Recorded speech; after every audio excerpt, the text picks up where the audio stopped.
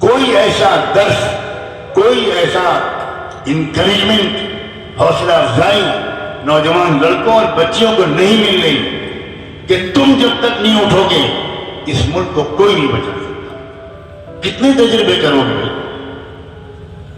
ایک پارٹی سے ناراض ہو جاتے ہو تو دوسری پارٹی لے آتے ہو،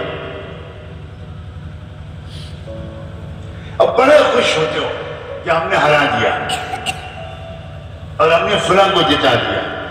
اب دوسرا جب آتا ہے تو چند سال کے اندر تم سوچتے ہو کہ یہ تو اس سے بھی زیادہ بدماش ہے، ارے اب اس کو ہٹاؤ، اب واپس اسی کو لاؤ، وہ بہت سدھر گیا۔ یہی کھیل کھیلتے رہو اور وہ سب ہنستے ہیں تم پر، ہم پر سب ہنستے ہیں۔ میں نام نہیں لوں گا، میں نے ہنستے ہوئے مذاق اڑاتے ہوئے خود دیکھا ہے۔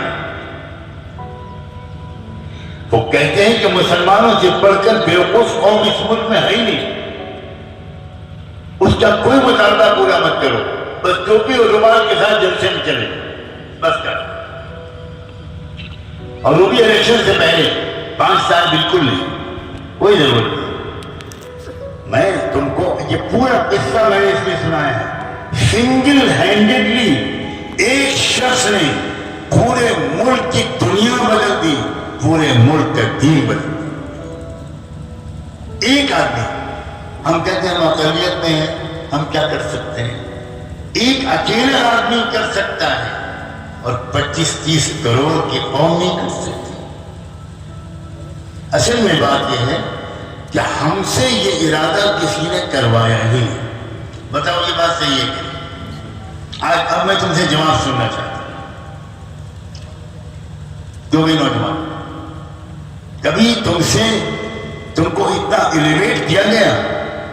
کبھی کسی نے کہا کہ تم بچاؤ اس ملک کو؟ زیادہ سے زیادہ یہ کہا کہ تم بچاؤ مسلمانوں کو، تم بچاؤ اپنی بہنوں کو۔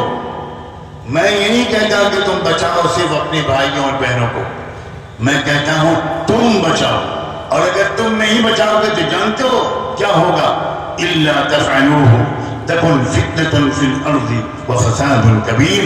اللہ نے کہا تھا مسلمانوں، صحابہ سے جو غریب تھے، جن کی تعداد کم تھی، جن کے پیٹ پر پتھر باندھتے تھے، جن کے گھروں میں 2-2 مہینے چولہا نہیں جل پاتا تھا، ان سے کہا دنیا کو بدلنے کے لیے اٹھ کھڑے ہو، اور اگر تم نہیں کرو گے تو پھر دنیا میں فتنہ و فساد برپا ہو۔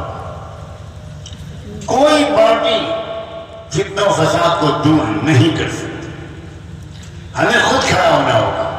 ہاں، ہمیں کام کرنے کا وقت ملے۔